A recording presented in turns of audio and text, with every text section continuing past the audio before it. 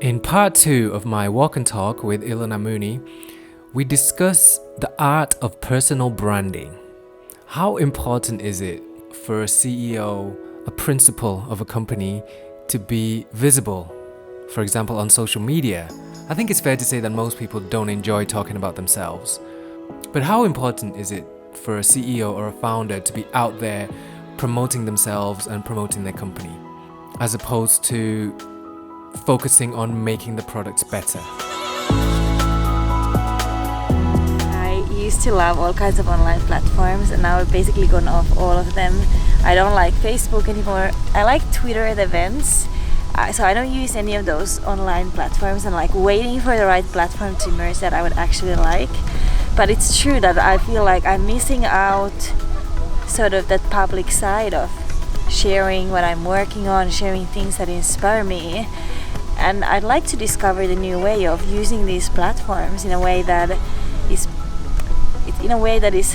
because I think the issue for me is I feel a lot of these platforms are so fake, and it's not like taking humanity forward what we do on these platforms. It sort of feels negative for me. Interesting. Trying to portray just the most beautiful things about your life and making these clickbait things now in LinkedIn, like everyone has to say formula how you write there, so then you can click as many clicks as you can. So it feels very fake for me. Oh, totally. And away from the real things that actually matter in life. Okay, great point. let me answer that. So, just because there's a lot of fake stuff, doesn't that give you more motivation to put out something genuine instead of just leaving the game? So that means there's one less genuine person who's left the game. That's true, and actually you don't want to do that. You don't want to let the fakers win. And that's maybe something we need to discover, that how do we transform these platforms to something that's real and authentic, and something that takes us further, and that brings more love rather than more like anger. So yeah, I would be open to discovering that. But especially as a principal, meaning like you're the main person in the company, do you not think like the more my personal brand grows, the more chances of people finding out about my company? Well, I know for a lot of people that kind of thing is very important. They love going out to speak and like being highlighted. But then again, like, you don't feel that? Companies are not built by one person. They're built by teams. And maybe this is a bit of like Finnish view as well, that it sort of is funny for me to like brag about, look, I did this, rather than be that's so lifting Finnish. everyone You have else. to brag. Yeah, we don't like bragging about what we do. We just like to, oh, we did this.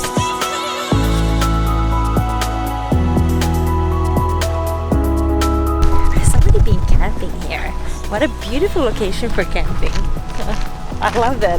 Sometimes we're a little bit bound by rules in Finland. You can't camp here. It's not allowed. I love that somebody's just camped here and enjoyed the nature. There's a rule breaker.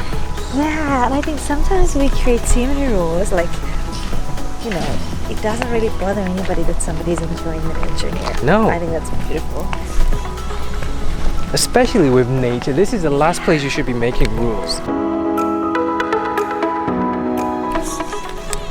Quickly going back to, because I feel quite strongly about this. Tell me. Finns think of it as bragging. Yeah. Right? I think of it as sharing. If you think of it as sharing, all right, let's let the dog pass, because I don't want the noise the whole way. But if sharing is good, why can't we share our experience, like the full authentic experience? I like that, authentic, full experience. And sometimes maybe we have this idea that it's bad to talk about the beautiful things you're creating. So we have something to learn in this area. Yeah. And feel happy and excited to share the beautiful things and appreciate the beautiful things everyone else is doing. So yes, you're right. I think a lot of us believe that if we have the product, like if my company is doing good work, then that's enough. I don't need to share, I don't need to tell everybody about it. It's enough that I'm doing good stuff. The product will sell itself. Yeah. I don't believe that, especially in 2019. So That's gone. Having a good enough product is so not enough. You have to sell it. You have to tell people about it. Well, I'm an engineer, so this is a little bit of an engineering view that hey, it needs Totally. to work. Yeah, so but this is why we need to have a team of diverse people who look at these different things. And for you, it's natural to live in the online world and be like, of course, how you portray yourself and how you speak about yourself, that's critical. That's how people perceive you and what they expect of you and if they want to be with you and associate with you.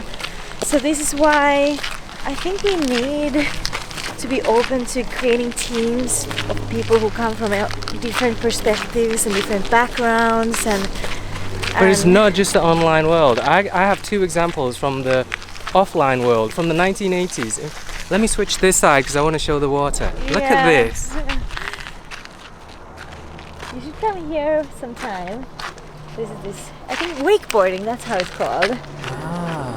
So That's where we should have done this talk. Boarding and talking. It's actually really tough. I've done it a couple of times and it's really like hardcore stuff. Hey, all right, tell me what you think of this. These two examples. You know Guns N' Roses? Yes. Are you a fan?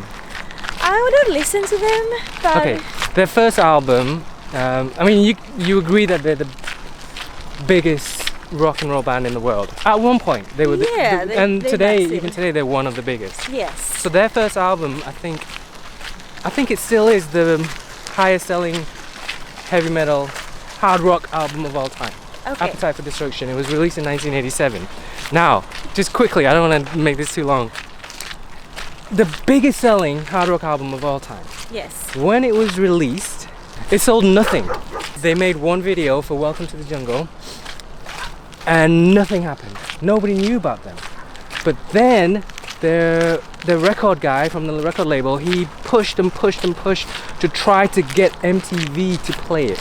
And then finally he found a connection, because they were nobody. They were a first time band, nobody knew about them. Finally they found a connection with MTV. This is 1987, so MTV is everything.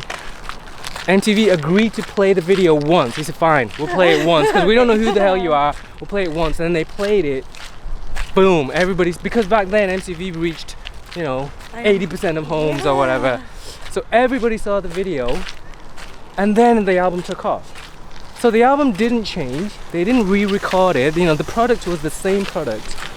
Nobody knew about it. Then there's no chance. So the key is, yes, number one is make a good product. But then we can't ignore step number two, which is tell everybody about it. Yeah, that's totally right. That's a nice story, and it's so easy to always look at success and like the end thing without knowing what's the real story. How did you get there? How many turns and twists and discoveries did you make along the journey? This is actually a nice morning walk. Alright, that's it for part 2. Join us in part 3 where Ilona tells me about fast fashion and what does it mean for us today as consumers to have a world full of low-cost, single-use products.